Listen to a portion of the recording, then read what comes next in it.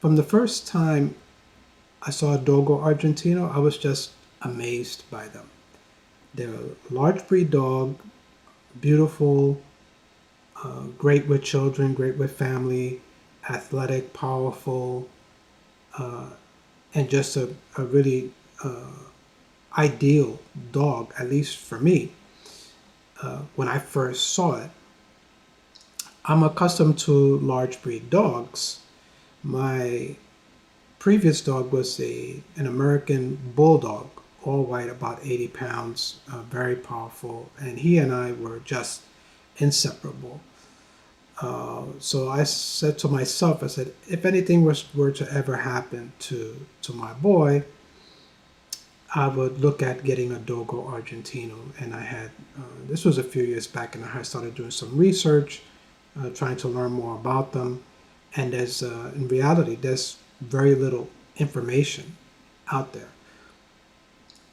So there's a couple of videos out there from some channels that talk about these dogs, but it wasn't nearly enough information to help me prepare. So I finally, after Tank passed away from cancer, I made the decision to get another dog. It took me about 2 years before I got another dog because I knew that I couldn't replace him and I had to establish a new relationship with another dog.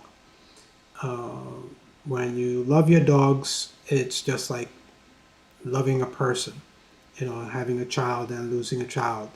They get taken away from you too quickly, and he was gone very fast at 9 years old. So anyway, I finally got my first Dogo Argentino. She is a female, intact. I got her at 8 weeks. And this channel is going to be about documenting her life and my experiences in raising a Dogo Argentino pup to adulthood and everything in between. From feeding to sleeping to staging her from being in a kennel to letting her out, or the problems that I have, whatever it might be. The good things, the bad things. And hopefully, with all the fun stuff that'll probably be in between, there are some lessons learned, and it helps to document at least my experience in raising a Dogo Argentino. And already, right from the beginning, my experience has been very, very different than with raising other dogs. So join me in this journey. This is the first video. This is her at from newborn, actually just after newborn, a couple of weeks old, through when I picked her up at 8 weeks up to about 11 weeks old. So these are the pictures that I got just after she was born, back in I believe it was September, actually July 17th. And these are her litter mates. Can't tell really which one is her. And to be quite honest, the breeder could be sending her pictures from, pups that were from a year ago. I was guessing that she might be the central one in this picture because she had those same wounds on the forehead. And this was after I picked her up and brought her home for the first time. She was already very, very friendly. And one of the things I noticed right off the bat, let me pause this here for a sec, is that like the next day or two, I noticed this lump on her left elbow. And it was, moving around when I would touch it, and it was kind of mushy. And something very similar had happened to my previous dog, Tank. He had gotten a growth on his elbow, and it turned out to be malignant. And that growth was a year before he passed away. So I was really nervous. I was concerned, big time. I was like, man, I don't need to go through this again, especially with the puppy. I just got her. I called the breeder, and he was like, oh, it's probably just from rough, rough play. Uh, you don't need to bring her to the vet or anything like that. It's so I'm like, in my mind, I'm like, yeah, I'm gonna bring her to the vet anyway. Anytime somebody tells me not to do something, uh, that's cause for concern for me. So I was very concerned about that. And I have another picture coming up, shows you kind of the size of what it was. And but when I took her to the vet, it turned out to be what they call a blood blister. She might have injured herself, or it could have been from rough play, like the breeder said, but it turned out to be a blood blister. Plus, I had to bring her in anyway to get her first checkup and her shots and whatnot. When you get a brand new dog or puppy, bring it to the vet right away to get all the checks done, because you just don't know. They could have parasites, they could have anything. They can be sick, they might need shots, which they do need shots, early on. Might have to wait a week or two before they get, I think they have to be 3 months old before they get their rabies and I don't know if it's I don't think it's Bordetella. It's another shot that they have to get before you can board them, or you know, have them stay around other dogs. So very important that you take them to the vet, make sure they have all their shots, and just do a wellness check. Check the stool, the urine, the ears, whatever it is that they have to do. Which brings me to the next concern that I had, right? The vet, this is the first time that I've ever cropped any of my dog's ears. There was a lot of crud. I was kind of worried about it.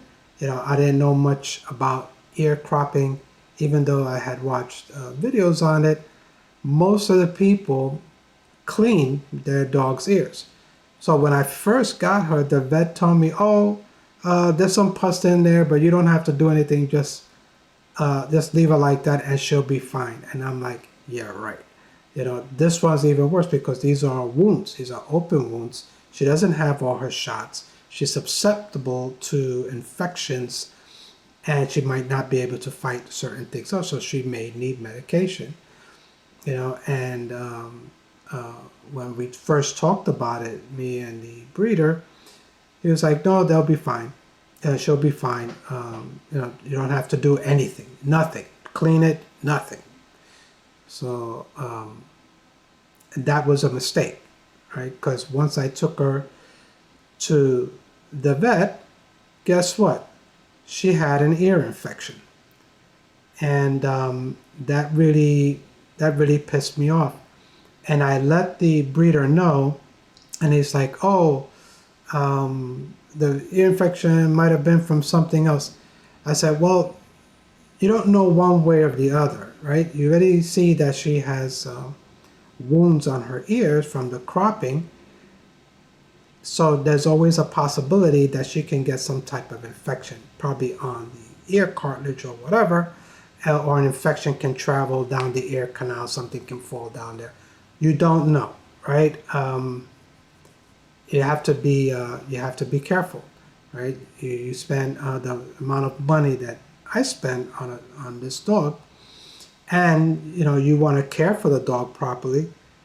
It's a bad recommendation to tell a new buyer, don't do anything, don't bring them to the vet. It's crazy, right? So if a breeder ever tells you that, don't listen to them. Always bring a new puppy, any new dog, even if it comes out of a shelter, you did a rescue, the dog's 5 years old, 7 years old, bring the dog to the vet, get the wellness check done, let them check them out. Okay, yeah, And that's that look on her face, telling me, she wants to go visit some friends. So in order to properly socialize her, I started bringing her around people right away. That's very, very important with these dogs, from what I hear from everyone. And in general, you want to do that anyway. You want your dog to be people friendly. Your dog can be a guard dog, your dog can protect you, but you don't want the dog going around biting people, especially children, or anyone for that matter. But children are even more susceptible. These dogs get big, fast, they weigh a lot, and they don't know their own strength for quite a while. They don't mature until about 2 years, 3 years old, which is very similar with the American Bulldog. They don't mature till they're about 2.5, but they're still brutish. They're tough. They're strong, very, very strong. She's actually much stronger than my American Bulldog was at her age. But this is one of my friends. I brought her over to them right away. They're dog lovers. They have boxers. She and her husband Alex, which are good friends of mine, and they just fell in love with her. They got her toys and stuff like that. But you want to do that right away. I brought her also around family.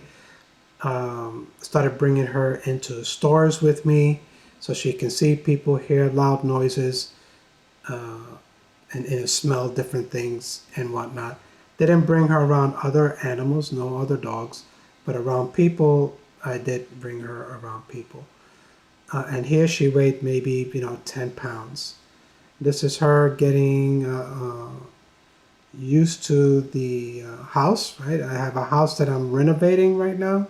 So a lot of stuff laying around, and wires from my computer equipment.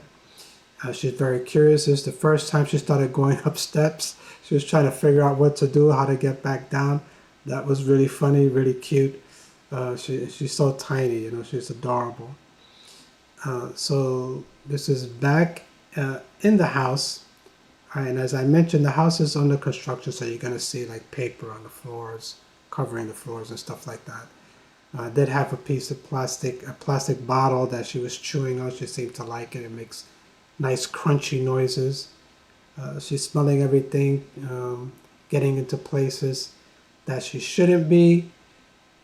So that was one of my concerns. I mean, she's a puppy, but these dogs are exceptionally curious, and they get themselves in trouble very easily, and they can be very, very destructive. I mean, like right off the bat. Here she's only about 10, 11 weeks old, and she had already destroyed one of my cables, for that was connected to one of my computers or connected to a speaker or something like that. She'll find it. So that's another thing. If you have any safety issues in the house that you think you might have even taken care of, she's going to find other things that you didn't. This was one of her first toys. She destroyed that. Within the first month, she just, chewed those balls right off. And this little piggy here got destroyed within 2 days with her little baby teeth. She just ripped them apart. And this is an interesting piece here, right? This is maybe a little bit later, but I did get this enclosure, this kind of playpen, when she was about 10 weeks, right? And right now it has a bed, like that bed that's in there, that was Tank's bed, made by Canine Ballistics, which is virtually indestructible. The mattress cover, Tank couldn't chew through it, and of course at this age she can't either. But I got this to be able to have her with me, in the bedroom. So like this, she's always around someone because she's a puppy. She was with her litter mates, and she's always had attention. So I wanted her near me so she can feel comfortable. I have her toys in there. But I have to tell you that she probed every inch of this thing to either move it out of place, and you can see how tiny she is there. She's inside her crate, and you see these weights that I put at the connection points of each section of the enclosure of the pen, because she was just pushing and trying to get out, right? She will find a weak spot, she'll start pushing on it, and the pen would deform, and then she would try to find a way out, or it would expose the wooden floors where she would pee and defecate. At that time, early on, as you can see there, I have paper. I have paper there on the floor, and you see those spots. And so she was, peeing and defecating on that. And then she got into the habit of tearing that up. She figured out a way to tear that up. So that's when you saw in the original picture where I had gotten a plastic flooring, a vinyl flooring, to cover that section. But that vinyl flooring, and I'll try to put that down in the description below, that I used, it's only 5 feet wide. These enclosures, if I go back a little bit here,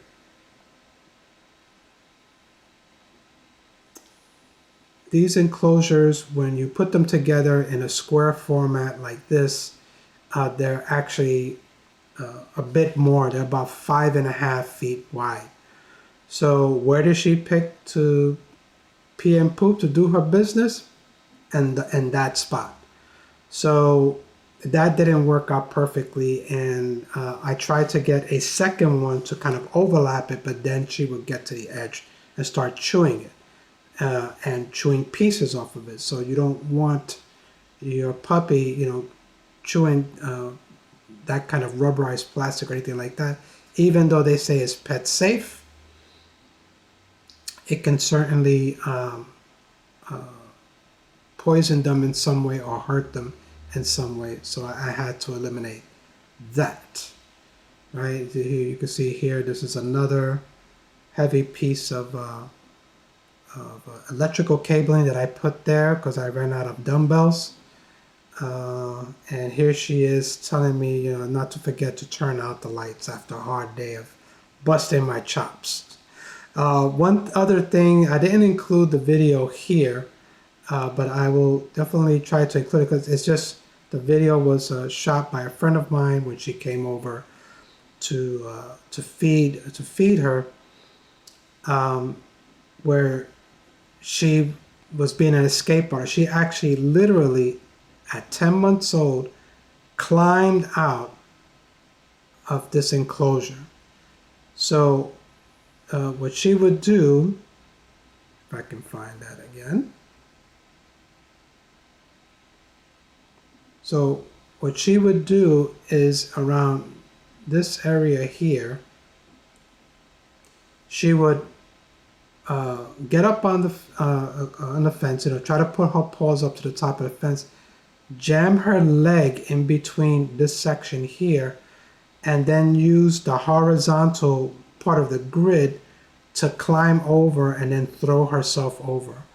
When my friend got to the house to come and feed her and take her up, she had already escaped and destroyed half of the place.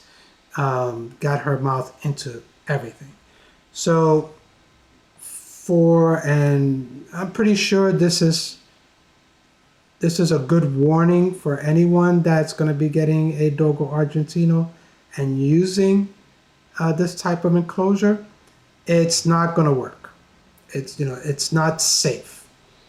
So what I wound up having to do is give her the kitchen, and I came up with a design for that, and I'll show that in the next video.